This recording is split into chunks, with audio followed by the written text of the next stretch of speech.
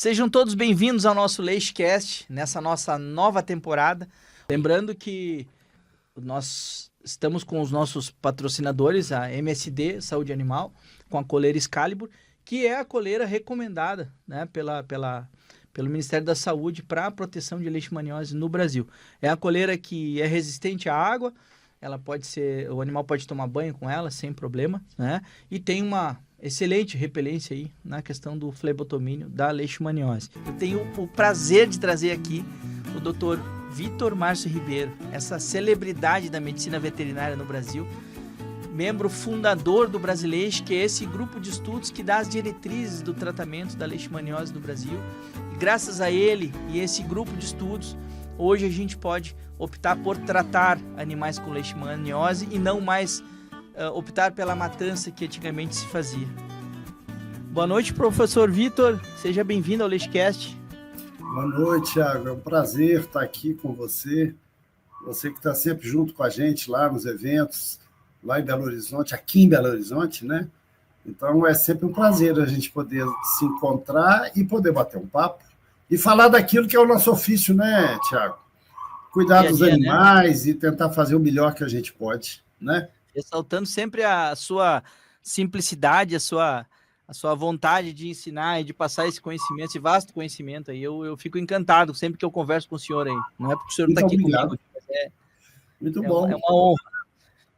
Professor Vitor, na sua visão, quais são os maiores desafios que a gente enfrenta como veterinário hoje no tratamento da leishmaniose no Brasil? Uma pergunta bem ampla, assim, para o senhor começar, para a gente começar esse bate-papo aí, para desenrolar esse tema que é tão importante. Tiago, eu diria que assim, o tratamento da leishmaniose, por si só, da leishmaniose canina, e vou lhe estender um pouquinho na leishmaniose felina, e vou estender um pouquinho na leishmaniose equina, é desafiador. Mas eu acredito que ele é desafiador no mundo inteiro. Eu acho que os colegas da Europa também, eles têm uma grande dificuldade no manejo clínico de alguns pacientes, que são aqueles que a nossa colega Romeica chama dos não respondedores, né? Aqueles animais que têm uma constituição imunológica de não conseguir enfrentar o desafio da leishmania e começar a apresentar quadros piores. Eu diria que no Brasil a gente tem uma limitação. A gente tem uma droga menos do que os colegas da Europa. E talvez seja a droga que, para eles, seria a droga de mais importância, porque no Brasil, o Brasil tem um número de casos de leishmaniose visceral humana muito maior do que a Europa, e o arsenal terapêutico da leishmaniose humana também é muito escasso. E aí o Brasil ele não oferece aos cães aquilo que a comunidade europeia oferece no tratamento com uma das drogas que eles têm. Isso minimiza, às vezes, um pouco, algumas dificuldades de tratamento. Mas, com o que a gente tem, eu acho que a gente consegue manejar sabendo que, em alguns cães, a gente vai perder a batalha, dependendo disso que eu falei, essa arquitetura imunológica que alguns animais têm, mas que não são protetores para eles quando enfrentam o desafio da leishmania. O outro grande desafio que a gente enfrenta é o controle do coletivo.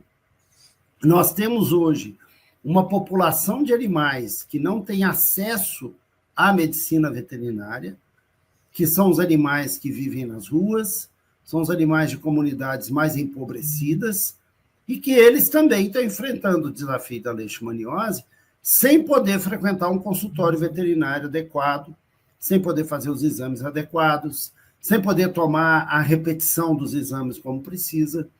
Então, esse é o outro desafio da medicina veterinária, que leva a uma consequência que é muito desagradável, né? Que o Brasil ainda mata muitos cães por causa do diagnóstico da leishmaniose. Então, isso aí eu acho que eu desenho um pouco da complexidade, né? É uma doença difícil de tratar, é uma doença que as pessoas de pouco poder aquisitivo têm mais dificuldade de tratar, e uma doença que ainda tem o estigma dos animais que os tutores não podem tratar, terem que morrer. O senhor é a história viva da leishmaniose no Brasil, eu costumo dizer, né? E eu queria entender, assim, eu me encanto quando o senhor fala da história, porque, assim, eu já tenho um certo tempo de profissão, mas eu vejo que o seu envolvimento já é de longa data, né? Então, assim, eu queria entender, assim, nessa questão histórica da leishmaniose, quando o senhor começou a estudar, como é que foi, como é que era no começo de tudo isso, quais eram os desafios que o senhor, como um médico veterinário que estudava, que tinha aquela ânsia de chegar num momento como hoje, de possibilidade de tratamento, como foi começar isso tudo, como foi o início do Brasileixe, né, que é esse grupo maravilhoso aí que envolve tantos profissionais de ponta no Brasil. Como que foi o começo para reunir esse pessoal todo para organizar essa questão do tratamento e o que o senhor sofreu nesse período todo aí? Conta para nós como é que foi essa história aí. É uma história que, primeiro, eu tenho que dizer que ela foi sempre um debate científico, né? Eu construí amigos durante todo esse período, inclusive aqueles que não concordavam comigo e que defendiam que os animais deveriam ser mortos. E todos eles nunca... Eu não me lembro de alguém que eu não tenha um bom relacionamento, sabe? Quando a gente foi informado de que existia uma doença em Belo Horizonte, que era uma doença que transmitia também para as pessoas e que os animais infectados tinham que morrer, a gente recebeu essa informação com muita surpresa. E aí a gente começou a se informar o que era a leishmaniose. Porque no meu tempo de escola, na parasitologia, eu tive uma aula de leishmaniose que foi dada por um professor da área da biologia, que não conhecia veterinária, e que deu ela toda no lado humano, como uma doença de seres humanos. Quando eu fui ser professor de parasitologia, os casos começaram a acontecer. E lá dentro daquele departamento, que era a fonte do saber da leishmaniose, que era controlado só por cientistas e que todos harmonizavam no conceito de que os cães tinham que ser eutanasiados como uma medida de controle, eu comecei a aprender sobre leishmaniose, com alguns professores que chegavam para mim e falavam: Vitor, mas esse pessoal está pensando errado. Não é assim. Na Anclivepa, que na época o meu saudoso, querido amigo Manfredo era junto comigo os mais, talvez, as lideranças que mais influenciavam lá dentro da Anclivepa, junto com mais alguns colegas de muito valor, a gente começou a discutir se estava certo o que a gente estava fazendo, porque a gente estava fazendo muitas eutanásias. Então, os animais chegavam, colhiam sangue, dava sorologia positiva e a gente chamava o tutor e fazia eutanásia, fazia eutanásia, fazia eutanásia. E aquilo foi dando na gente um sentimento mesmo de que tinha alguma coisa errada. A gente não estava entendendo o que estava acontecendo. E aí a gente começa a se aproximar da pesquisa. E se aproximar da pesquisa, que era pesquisa chamada fora da casinha, né? Aqueles pesquisadores que queriam mostrar algo diferente. Então, um pesquisador da Fiocruz, na época, se associa ao Manfredo e começa a tratar animais, e esse hoje é o professor Reginaldo Brasil, que está no Rio, e um outro colega hoje, que é professor lá em Divinópolis, na Federal, fazia mestrado na época e começa a tratar cães e dar longevidade para os cães. E o mito de que os animais, tratamento não dava certo, porque tinha uma publicação do professor Marzocchi, lá do Rio de Janeiro, falando que os cães não respondiam ao tratamento e que as drogas matavam os cães. E a droga utilizada era o glucantine. E aquilo tudo pesava na gente, até que nós fizemos o primeiro simpósio internacional de leishmaniose visceral canina, promovido pela Anclivepa, isso, salvo engano, foi em 97, a gente divulgou essas imagens, até lá no Brasileixe. Vou te dar essa informação bem direitinho aqui, ó, porque veio, na época, tinha um professor na escola de veterinária que tinha feito o doutorado dele na Espanha, em Madrid. E nós soubemos, porque a gente foi pesquisando, que lá em Madrid eles tratavam os animais rotineiramente, os animais com leishmaniose, e na Europa inteira. E nós falamos, não, então o errado está errado mesmo. Por que nós estamos matando os animais aqui sem parar? O que está acontecendo com a gente? E aí veio a sugestão, e que a gente adorou a sugestão. Quer ver? Ó, primeiro simpósio internacional, eu vou mostrar para você aqui a fotinha da Anclivepa, em 1997. Olha aqui. Está dando para ver? A doutora Guadalupe Miró, a doutora Guadalupe, que é do Leishvet, o celular não está sendo bonzinho. Não, aqui, deu para ver, deu para ver. 1997, nós trouxemos a doutora Guadalupe aqui, o doutor Nivaldo, que era o professor, que foi presidente do conselho e também já partiu dessa vida, ele nos ajudou a trazê-la e ela veio.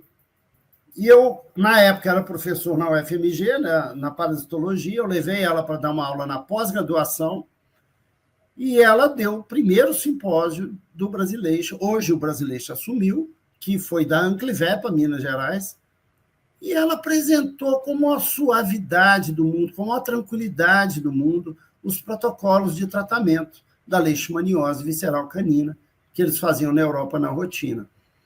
Os protocolos envolviam o glucantime, o alopurinol, a anfotericina B, e ela mostrava trabalhos que mostravam que os animais que eram tratados tinham menor potencial de transmissão para o flebótomo, e nos perguntava por que no Brasil se obrigava a matar cães.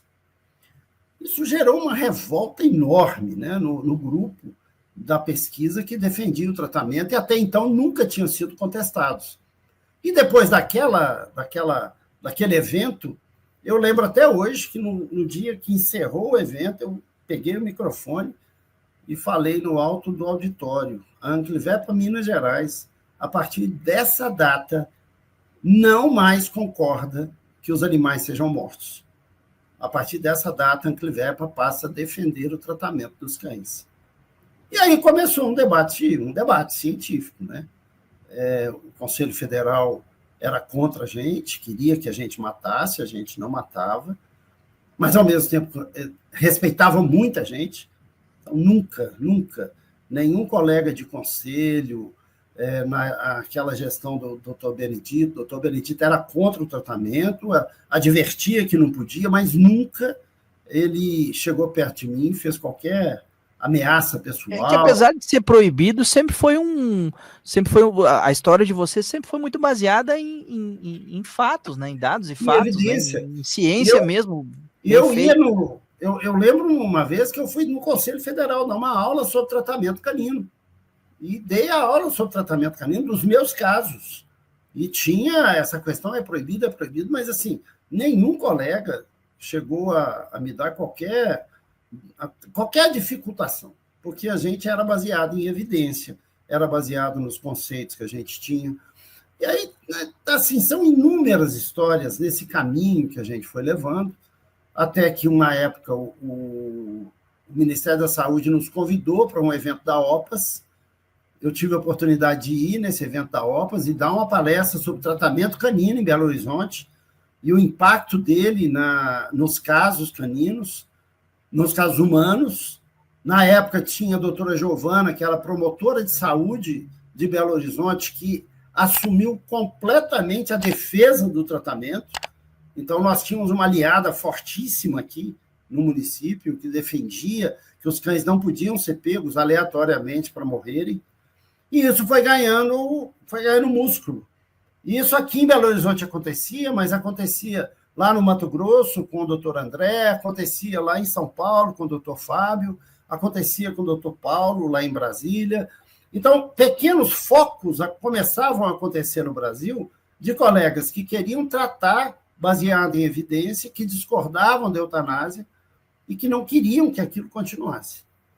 E nisso a gente começou a ter muito mais, a gente começou a se encontrar, a gente começou a fazer eventos juntos. Na época, o laboratório Fordog lançava a Leishmune, e isso aproximou os colegas, porque o laboratório convidava a gente para discutir sobre leishmaniose, Então, a gente foi crescendo nesse conhecimento. E numa época em que estava muito acirrado esse debate, mata-mata, colegas de São Paulo, também colegas assim de grande saber, mas que defendiam o tratamento fortemente, até denunciavam colegas em São Paulo de tratamento. Eu estava em São Paulo dando uma palestra, não me lembro qual era o evento, mas que na hora que terminou a minha palestra, eu falei, olha, nós vamos criar um grupo hoje, esse grupo vai chamar Brasileixe, inspirado no Leishvet europeu. Isso eu já tinha voltado do Congresso Mundial de Palermo. E nós vamos convidar colegas, e na mesma hora, a doutora Ingrid estava no palco, falei, Ingrid, você quer participar? Doutor Fábio, você quer participar? E aquele núcleo começou, e a gente foi ligando uns para os outros, que eram os colegas que defendiam o tratamento, que não escondiam de tratar, porque tinha colega que tratava, mas não falava, era tudo uma coisa meio velada. E a gente tratava e falava que tratava. A gente não, em momento nenhum, a gente negava o tratamento. E aí nasceu o Brasileixo, né? E eu lembro que a regra do Brasileixo, na época, era que, além do notório saber, o veterinário, para participar, precisava defender a vida animal. Isso era e é até hoje, né? Isso era uma condição para ser membro do Brasileixo, que começou pensando em ser um grupo, uma associação, mas que, com o passar do tempo, a gente percebeu que não dava, tinha que ser um grupo, como é o Leishvet mesmo, um grupo, que não se expande, não tem associado, mas tudo do Brasileixo, para todo mundo que quer entrar no site, ler os trabalhos, olhar os slides de palestra, tudo que a gente tem, que os participantes oferecem para a gente, é disponível a categoria veterinária. Então, não precisa ser sócio ou pagar anuidade, nada disso. E o grupo não tem nenhum fim lucrativo, né? O grupo se sustenta com os eventos. Então, os laboratórios pagam uma cota, o conselho ajuda, e com isso a gente vai fazendo um fundo de caixa que nos permite fazer os trabalhos, agora as diretrizes que a gente vai editar, a gente tem um capital que consegue cobrar isso. Mas é um grupo absolutamente voluntário, né? Ninguém tem nenhum ganho financeiro em relação à participação. E aí essa história vem, e o desafio ainda continua hoje, como eu falei no início, né? Nós temos limitação de drogas para utilizar nos cães, a gente tem a questão econômica, que é uma questão do Brasil, a gente ainda tem o Ministério da Saúde recomendando a eutanásia como carro-chefe de controle. Para eles também, né? Recomendar a eutanásia, né?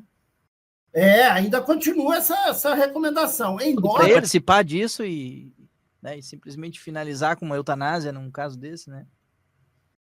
Não entendi Não é cômodo para eles indicar a eutanásia, porque não participam, de repente, como na Europa, como o senhor mesmo citou aí na Europa, como funciona a questão do tratamento. Mas eu vou confessar uma coisa para você, Tiago. A gente tem uma dificuldade que, às vezes, a gente, no caso humano, por exemplo, né? Já me chamaram para participar de um grupo de discussão de um surto de leishmaniose visceral que teve numa tribo indígena, que é um grupo fechado, e casos de crianças com calazar. E um grupo de cães, um grande grupo de cães também com calazar. Aí você entra num impasse, né? Você precisa tratar esses animais, você precisa tratar as crianças, você precisa controlar os flebotomínios.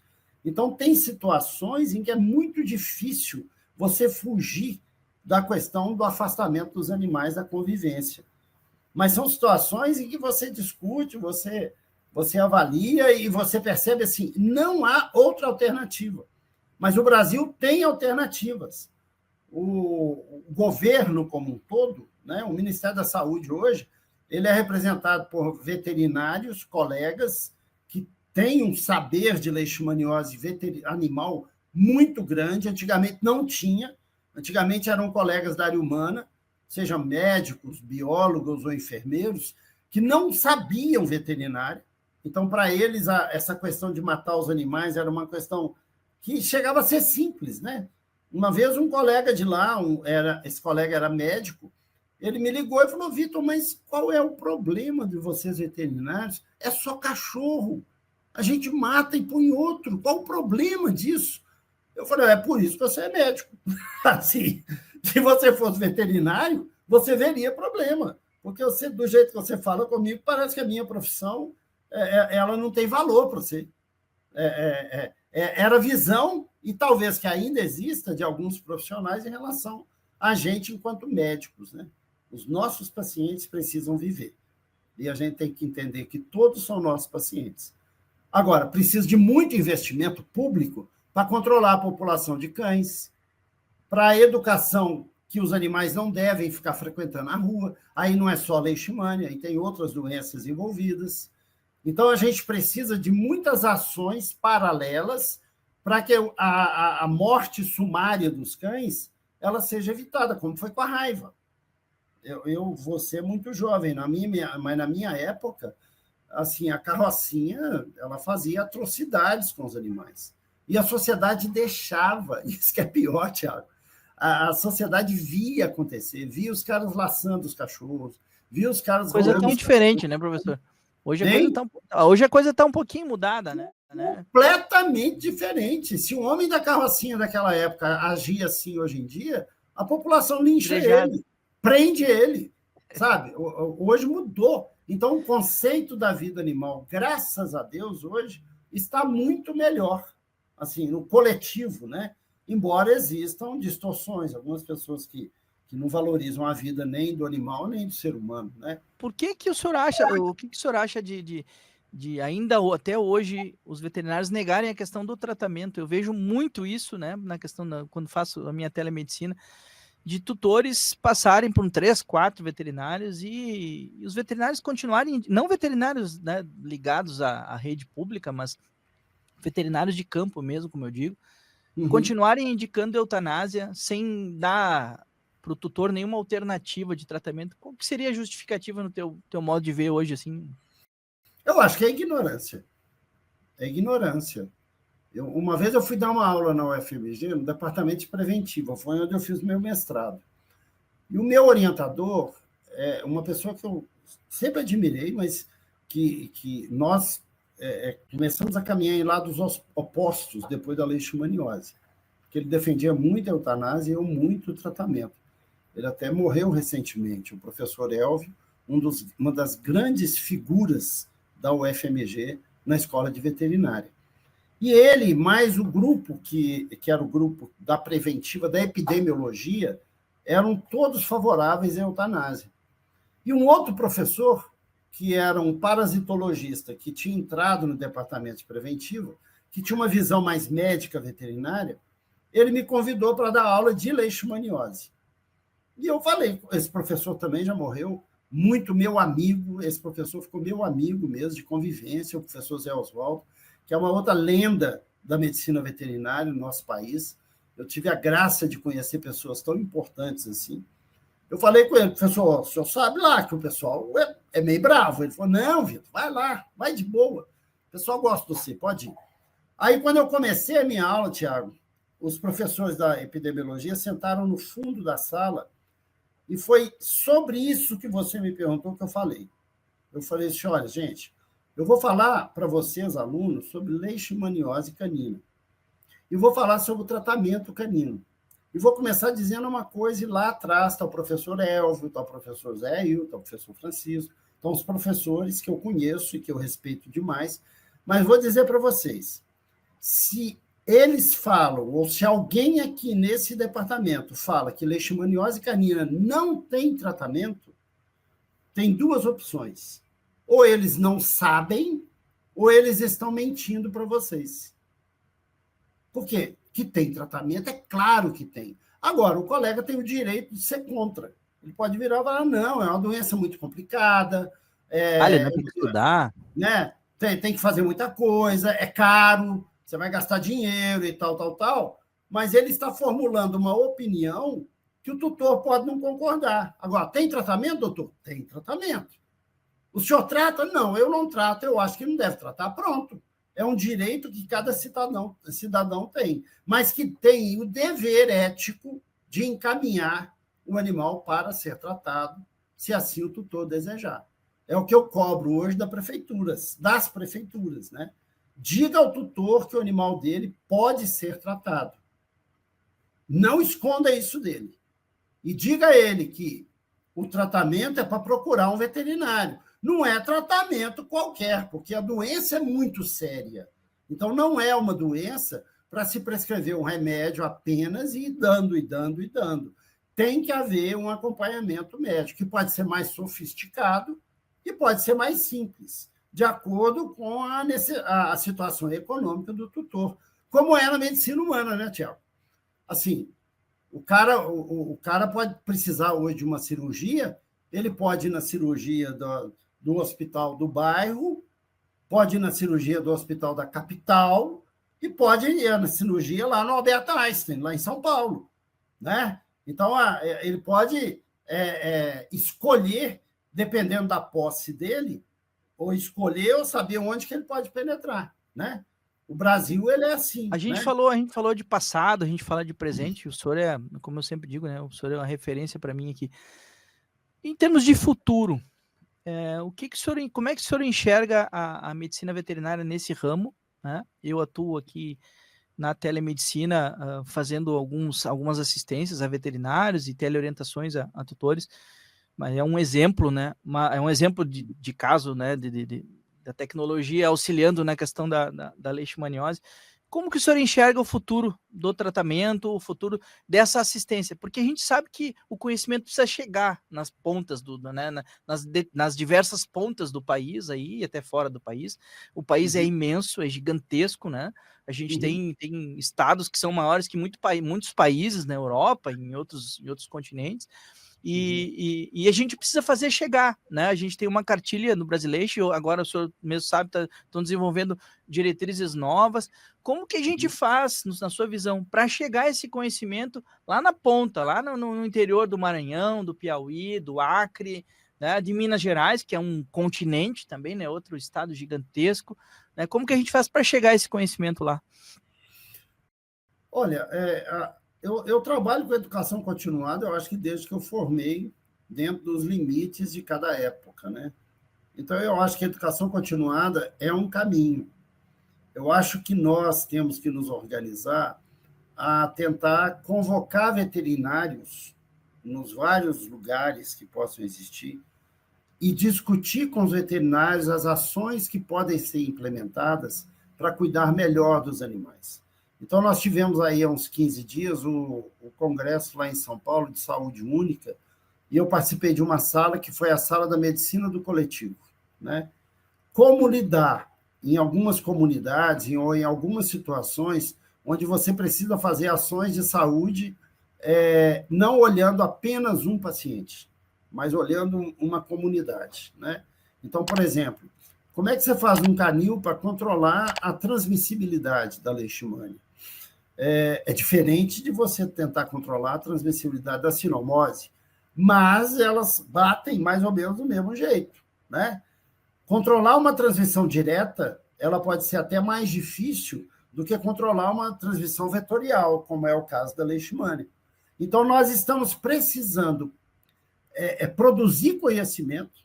Eu conversei hoje com a colega da revista Clínica Veterinária, de que a gente precisa, ela até que me falou isso, escrever orientações, convocar veterinários para essas orientações.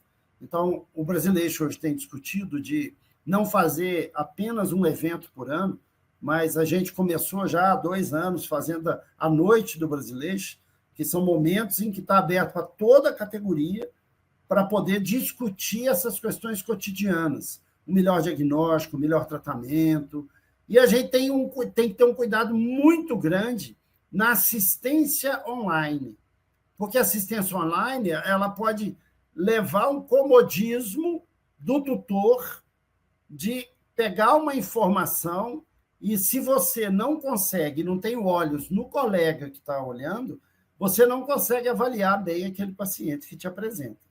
Isso é uma preocupação que eu tenho comigo, porque me pedem muito para fazer atendimentos online, e eu já fiz alguns, e alguns eu vi que era difícil, porque assim, não tinha o apoio de um colega na região, e hoje mesmo eu tive uma reunião com uma colega de um caso suspeito de neuroleixe, e que a gente estava discutindo quais ações tomar, como fazer um animal do centro-oeste do Brasil, quais exames fazer. Às vezes a gente pede os exames, os colegas não conseguem coletar, nem todo lugar estão preparados para fazer uma biópsia de pele ou para fazer uma punção de medula óssea. Então, você vai adaptando aquilo ali para que você, de fato, construa conhecimento que auxilie. Mas eu acho que é um trabalho de formiguinha, sabe, Tiago? É um trabalho que a gente tem que estar mantendo o dia após dia para que a gente possa oferecer ao colega que está... Igual eu tive uma vez em Tocantins, um colega que trabalha na Transamazônica, numa cidadezinha lá na beira da Transamazônica. E lá está cheio de cachorro com leishmania. Então, tentar discutir a realidade dele, o diagnóstico que ele consegue dar, o tratamento que ele consegue formular, como que aquela comunidade vê o cachorro com leishmania, porque são culturas completamente diferentes, né? E eu não sei todas as soluções. Eu, de fato, eu sou desafiado toda hora para dizer alguma coisa sobre essas coisas, e por isso que eu não paro de estudar, por isso que a gente não para de discutir. Quais são as medidas mais simples que a gente pode tomar? E o brasileiro já discutiu sobre isso, fazer uma cartilha e oferecer a todas as prefeituras do Brasil onde tiver leishmaniose. Quais são as medidas que podem ser tomadas pelo poder público para minimizar a situação das pessoas, que o Ministério da Saúde já fez, em grande parte, oferecendo o colar, né? Isso já é uma grande ação, que é uma ação paga pelo SUS. Então, o colar que é oferecido nas comunidades de alta transmissão, ele é com dinheiro do imposto do cidadão, para minimizar o risco de contaminação humana, como é a campanha antirrábica também. Quem paga a campanha antirrábica é o SUS. Então, são duas coisas que o SUS destina dinheiro para animais. É a prevenção da raiva e agora a prevenção da leishmania. Mas o que ainda eu acho que precisa evoluir? É parar de matar cachorro soro positivo, é encolerar o cachorro soro positivo e mandar procurar o veterinário. Ah, mas é pobre, não tem jeito, então cria hospital público. O hospital público é para atender essa população que não tem dinheiro para poder pagar o veterinário privado. E o que tem dinheiro vai procurar o veterinário privado, como faz até hoje, vai procurar você, vai procurar a mim aqui em Belo Horizonte, vai pagar pelo serviço, você vai tratar com tudo que você pode tratar de qualidade, que nem sempre o atendimento público consegue dar, né?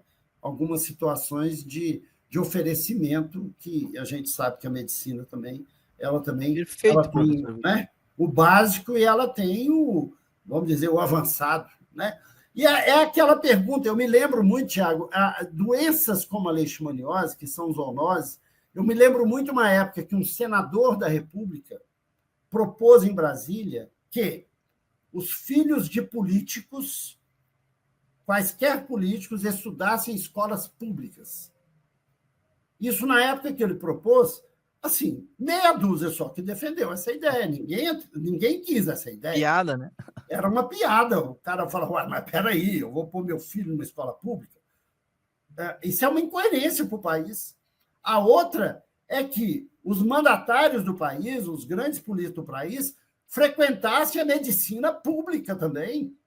Assim, porque os grandes mandatários do país frequentam a medicina mais cara do país. Claro. E por que isso? Eles é que determinam como é que é a política pública do país de saúde, como é que é a política de educação. A verba nunca é a maior para isso, então que eles se sujeitem a isso, né? Mas é porque a política, na minha ideia, ela é um sacerdócio. Ela não é um lugar de ganhar dinheiro. Mas no nosso país, política é um lugar de ganhar dinheiro, né? É uma profissão.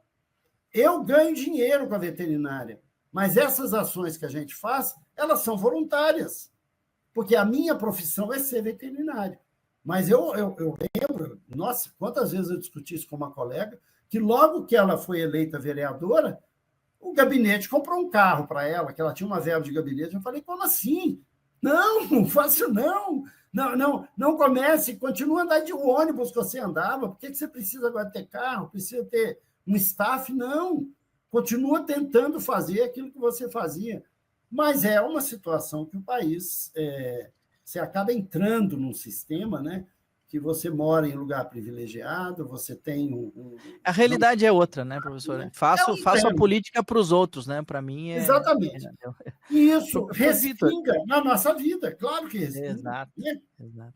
Professor, eu queria agradecer do fundo do coração, o senhor foi perfeito aqui com a gente conseguiu fechar no tempo certo aí. Legal. Eu realizei um sonho hoje, né, que era trazer o senhor para o LeiteCast e estou muito Sim. contente aqui. Muito obrigado mesmo pela sua presença Sim. e é uma honra lhe ter aqui mais uma vez. Ô, Tiago, é um prazer, conta com a gente, viu? Toda vez que você necessitar. Como eu te disse, às vezes o contato é um pouco mais difícil, porque é muito corrido, mas eu acho que é o nosso ofício. A gente faz isso com o maior prazer, né? Porque, Eu sei.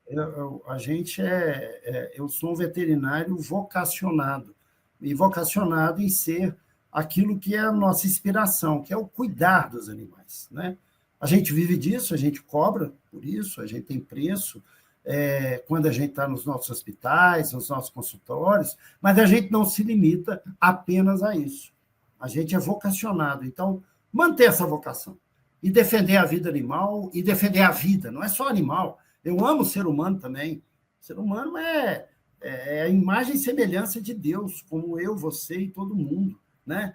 Nós somos o fruto da criação mais especial e que nos foi dado cuidar desse planeta, cuidar da vida, e é essa nossa obrigação, cuidar da vida.